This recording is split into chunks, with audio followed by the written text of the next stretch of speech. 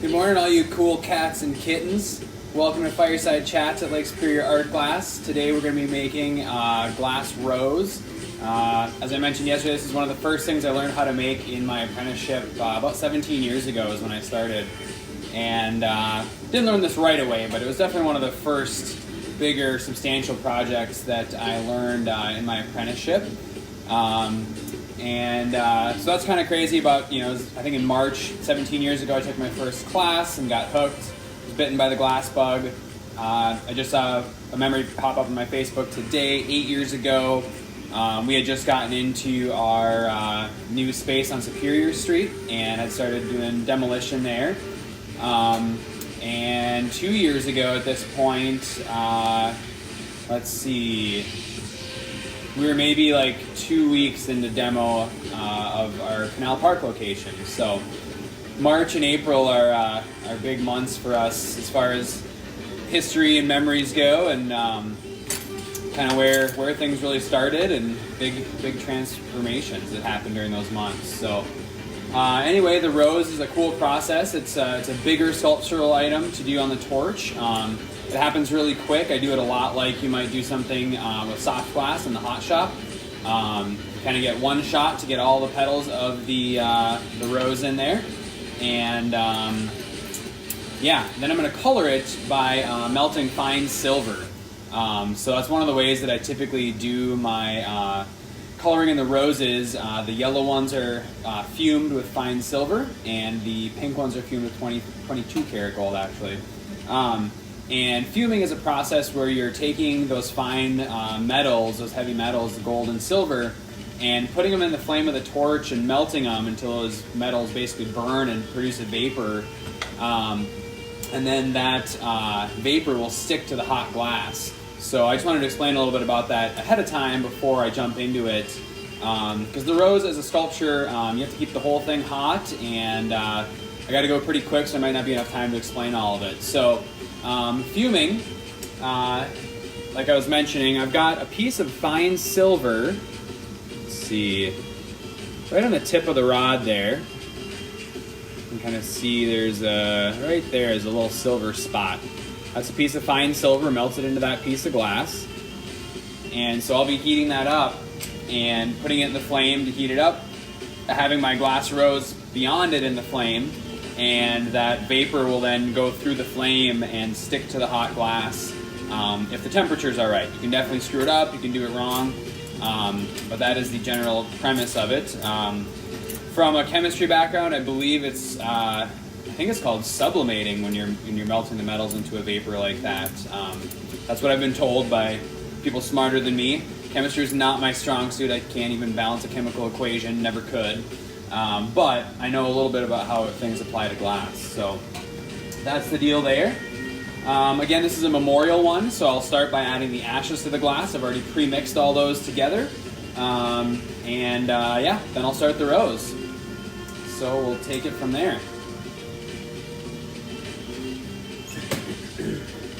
Well, you might notice it's even lighter in here now today. I installed another light behind me. We had a fluorescent that had lost its ballast, and got an LED light to replace it, and finally got that up yesterday. So it's super bright in the studio now.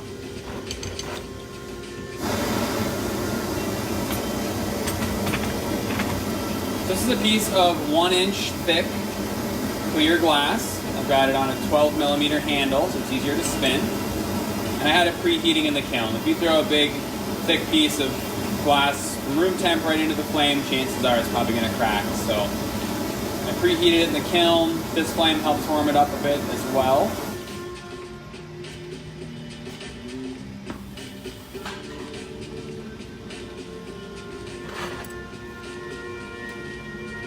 Just seeing how the balance looks in there, but I think it's pretty good. Sweet.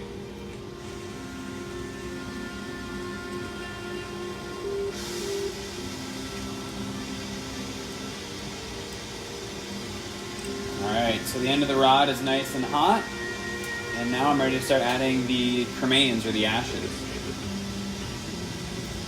So I've got those already mixed up into basically rods of glass, and I'll strike those onto the cylinder.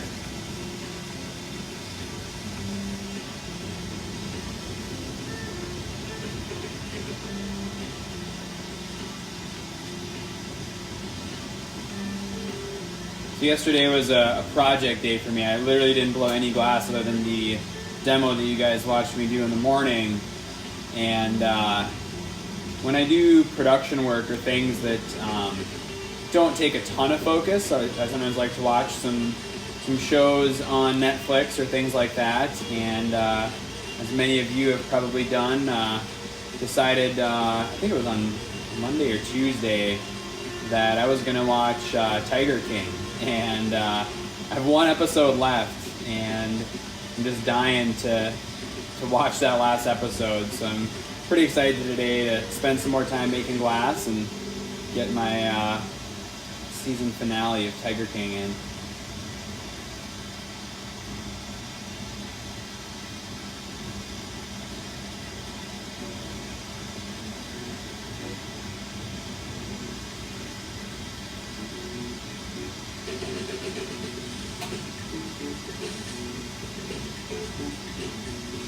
Alright, that's fully coated. We'll melt all that in.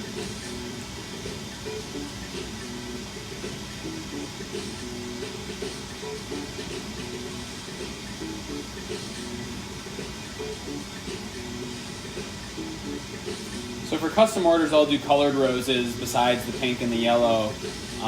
And I would do those just like I started this piece. I would stripe color on instead of ash and color the rose that way.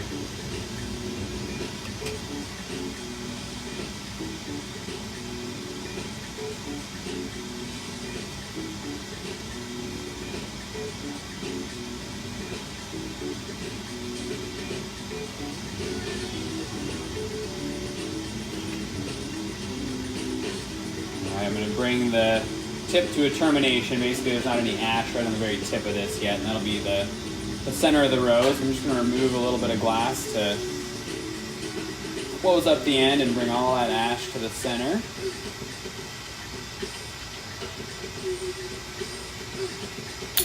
As always, if you guys have questions, fire them off. Happy to answer any questions you might have. I don't want to repeat myself for those of you who are following along every day, but there's no such thing as a dumb question, so ask away.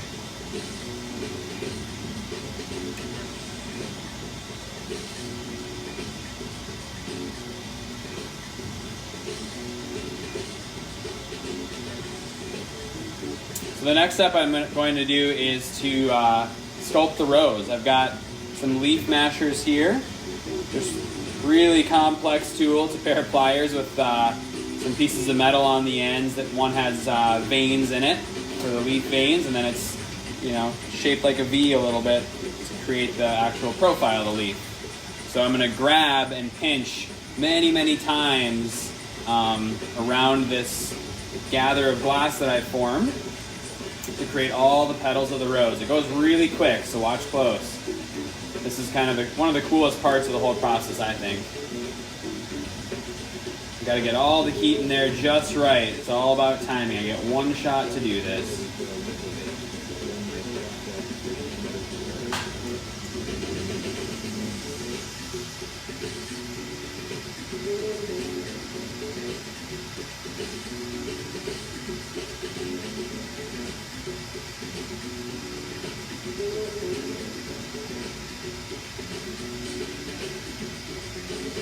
There is our glass flower. Let's see if I can make it show up a little better. There you go.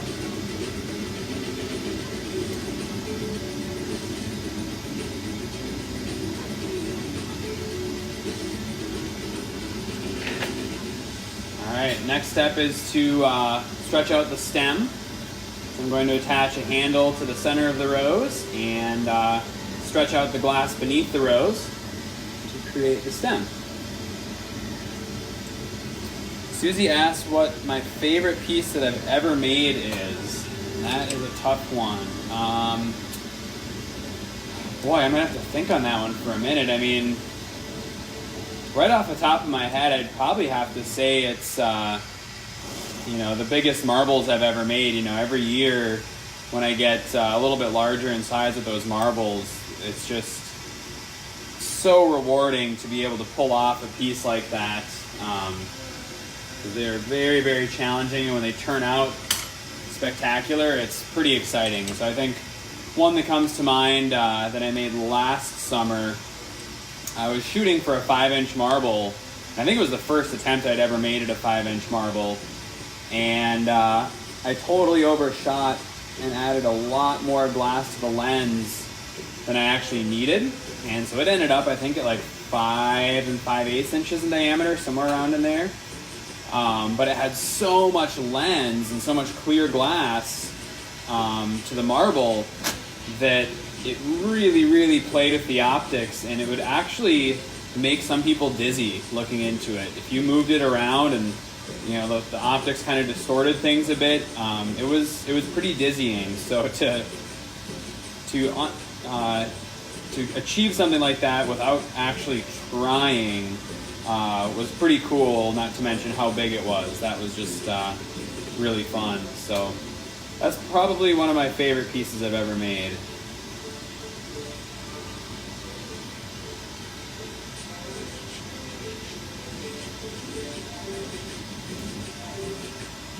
If you guys haven't watched before, the blue flame is about 4,500 degrees, and the glass is about 22 to 2,400 when I'm working with it.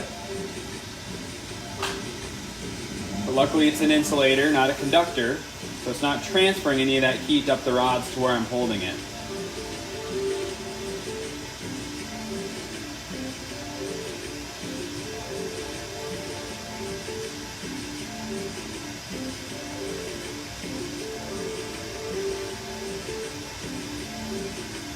Alright, so I've stretched out the stem. I just need to let that cool for a little bit so it solidifies.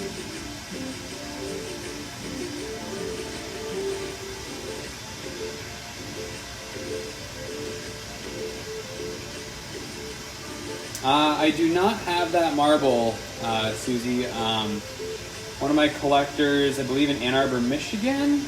Boy, I'd have to look back. It's either Ann Arbor or St. Louis. Bought that one last summer.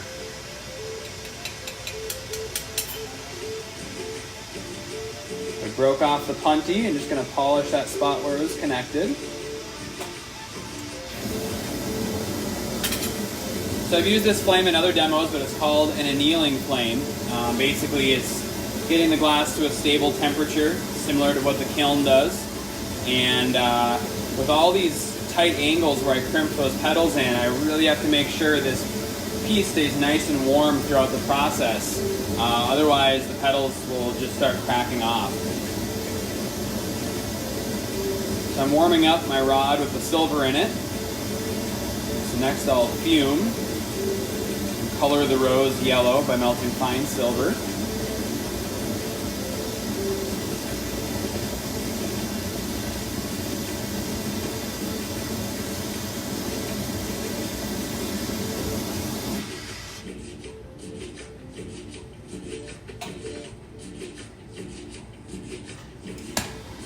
So dialing in the right flame is really, really important for fuming.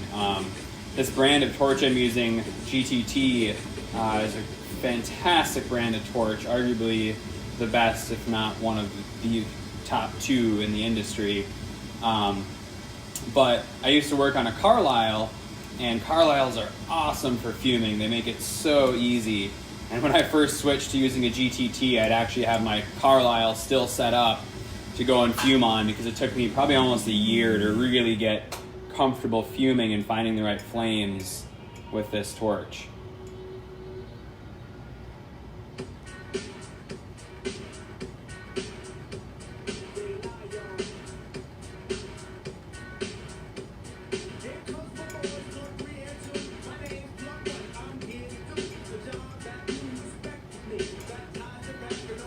Now you can see it's got a yellowish tint. That's not actually the glow, that's the yellow from the silver.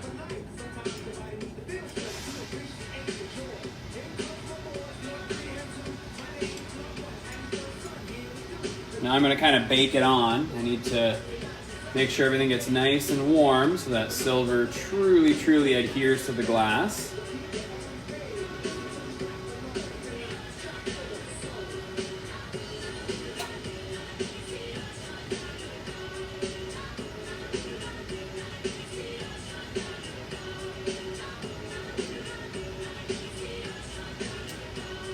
Michelle asks, how long and where if you went to college for this occupation? Beautiful work. Thanks, Michelle. I didn't go to college for this. Prior to this current school year that we're in, there weren't really any formal education places that taught artistic flame working like this. There was one college in Salem, Massachusetts. Their community college had a scientific glassworking program where you could go and get a 2-year degree in making like laboratory apparatus, which is really what all this Pyrex glass was originally designed for. This year they actually rolled out an artistic flame working program, which is really cool. I actually know one of the kids in it. Yeah, so I didn't go to school for this. I started as an apprentice in 2003, learning from another guy who had been doing it for a few years. And back then it was just a hobby, but the apprenticeship was a great way to get me into it, because in 2003, there was not YouTube to go on to and watch tutorials on how to do things like this. So you really needed someone to show you, or, I also read books. They had different tutorial DVDs that you could buy. But yeah, that's how I got started. And then just continued to teach myself when I came to UMD. I pretty much dedicated all my free time to pursuing glass blowing.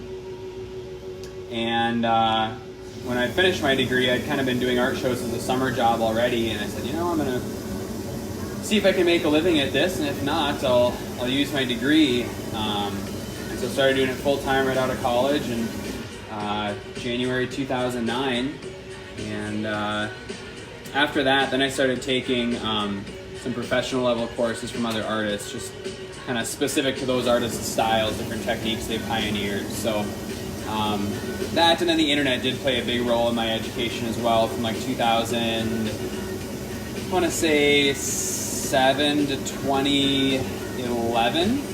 There was a really active online forum called The Melting Pot, and they had all kinds of great tutorials, and you could go on there and ask questions, and so I did a lot of self-teaching through that. But yeah, that's really the gist of my education in glass, is that it's all self-directed. There are professional level courses you can take. There is now a 2-year program you can do for it.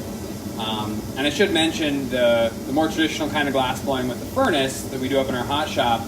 There are tons of college programs for that. There's a lot of BFAs and MFAs that have that you can do that kind of glass blowing. I think at least 3 of the Wisconsin public universities offer glass blowing degrees, but they don't really cover much in the way of flame working. So I added one of the leaves, just making sure that gets melted in really well.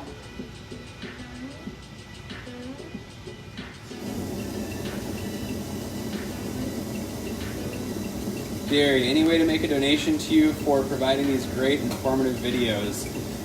Thanks for asking, Gary. That's something we've definitely talked about. I've been a little apprehensive about it, because I'd rather have folks, get something for their dollar. So I like the idea of encouraging, just online sales and shopping our clearance section or buying a gift certificate or something like that, where you're gonna get something a little more tangible out of it. That being said, if folks wanted to, you could always make a donation to our PayPal account, just like superiorartglass@gmail.com. And I think GoFundMe does even have like a matching program, which we've considered doing. I think they'll match up to $500, or if you hit 500, they'll match it or something like that. So, as things progress, we may end up doing something like that. But at this point, it's just a fun way to keep folks engaged, show them what we're doing, share our passion for glass, and just remind folks to keep supporting small businesses at every turn. So that's kind of where we're at right now, and if we decide to make a more formal request, we'll definitely put it on social media so everyone can be aware.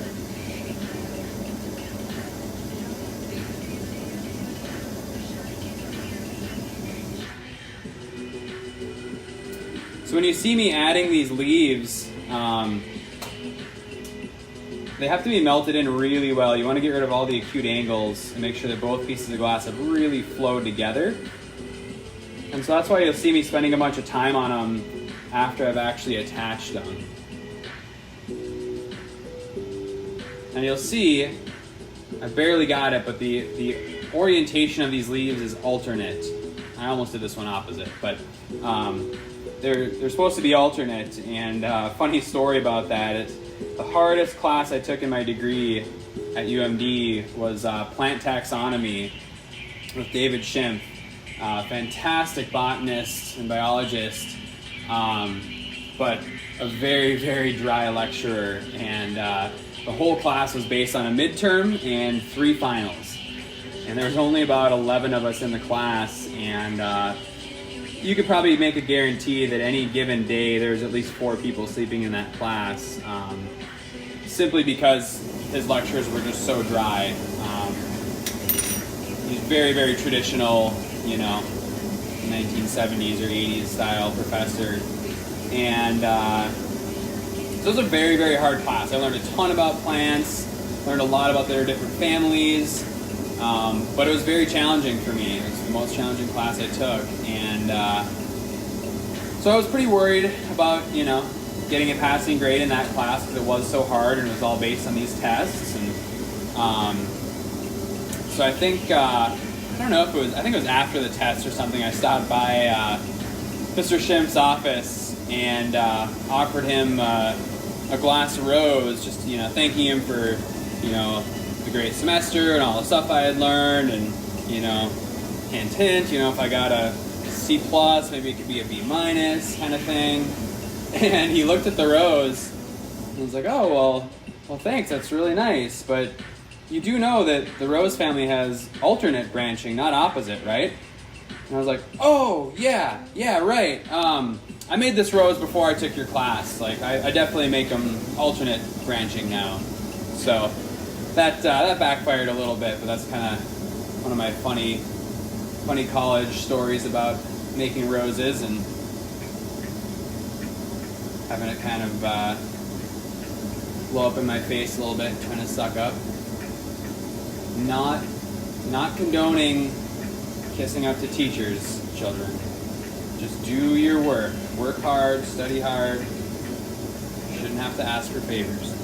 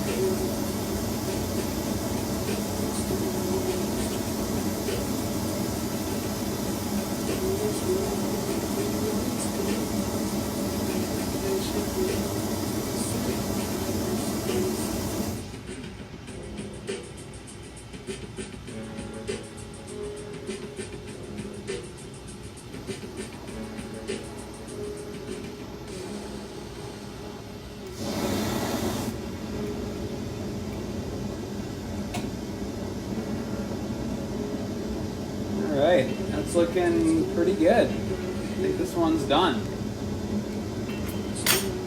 So, I grab my big tweezers here. Now I know that in class we have a no tools in the flame rule, but for this step I need to preheat my tweezers so they don't shock the glass by touching hot glass with the cold metal. So that's why they're in the flame. Do as I say, not as I do.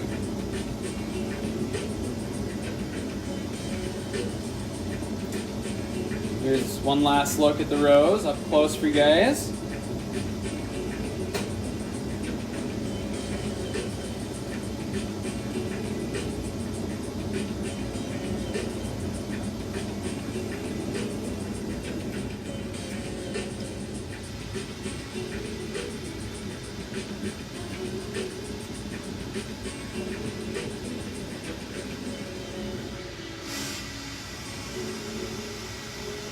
Alright, now I'll start melting it off.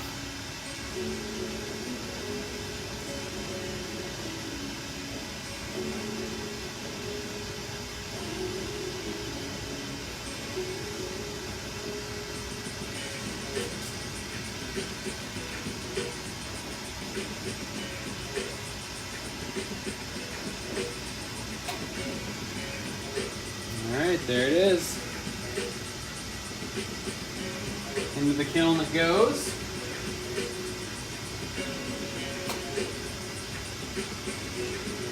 Put my piece of 1-inch glass rod back in there to preheat for the next one. So we got one more to do.